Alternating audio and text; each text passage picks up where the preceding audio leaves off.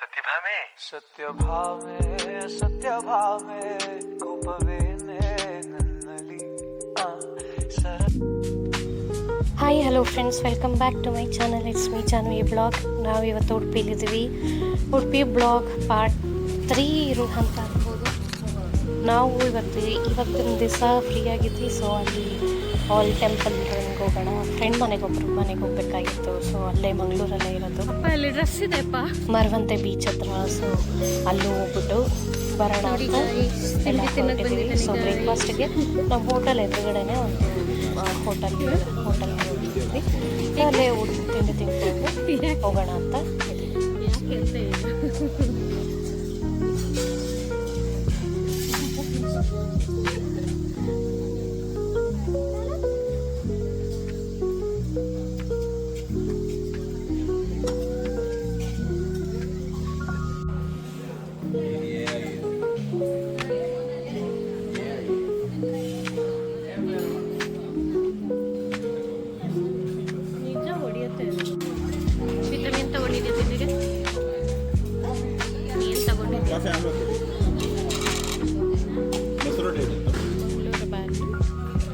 ಇಡ್ಲಿ.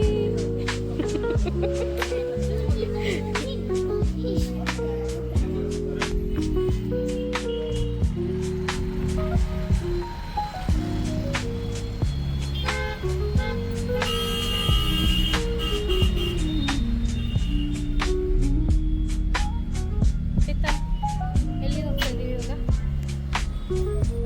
ಇಲ್ಲಿ ಹಿಂದೆ ಈ ಕಡೆ ಗೊತ್ತಿಲ್ಲ. ಪನಕ್ಕೆ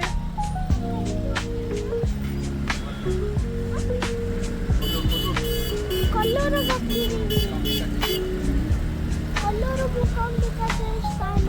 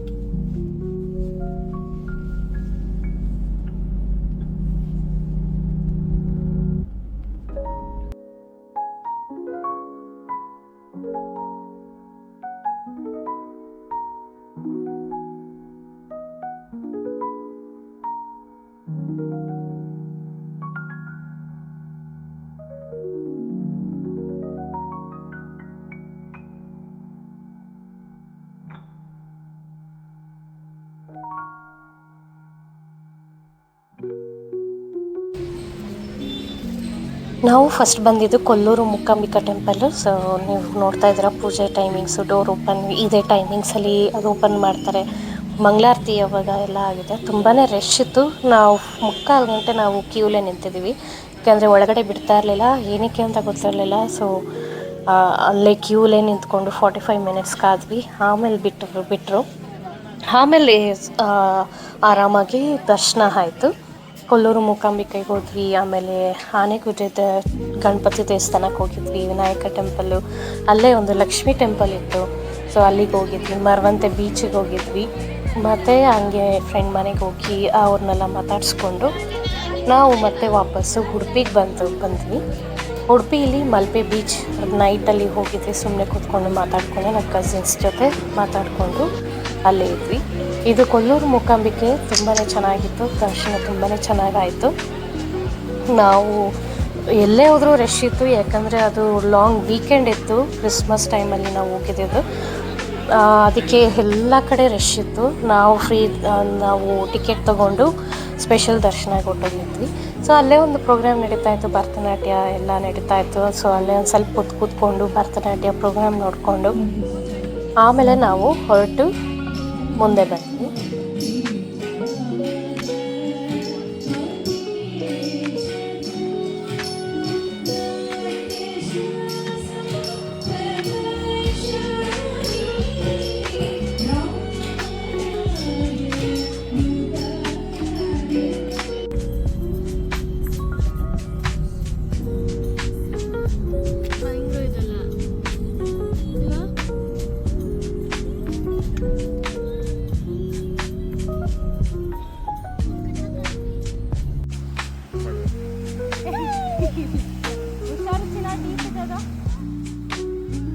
ಇಲ್ಲೇರೋ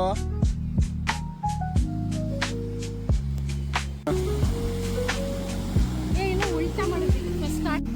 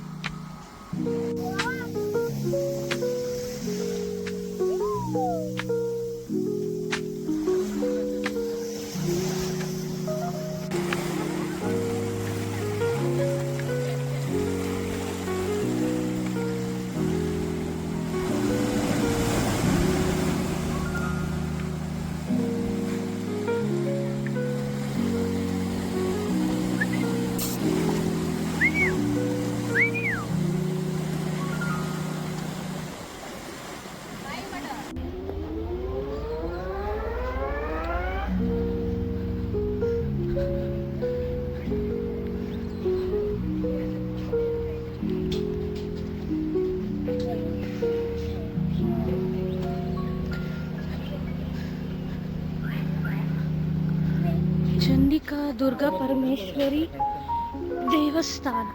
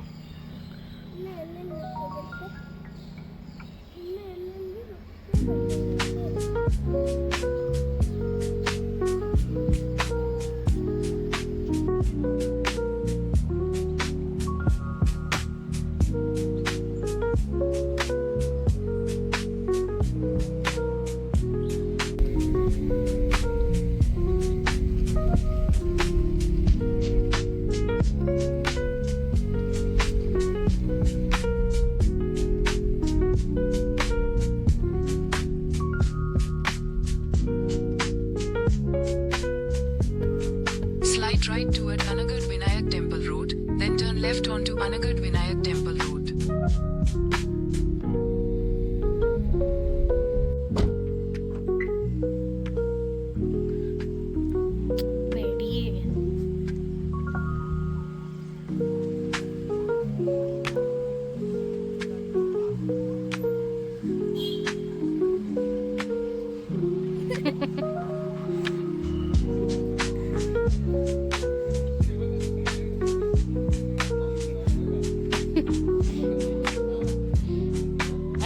ಅದೇ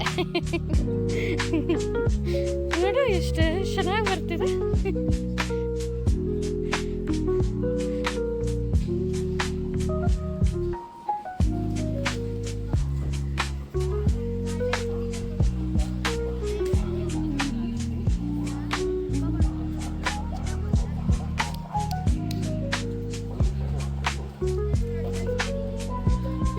ತಿಂದಿದ್ನಾ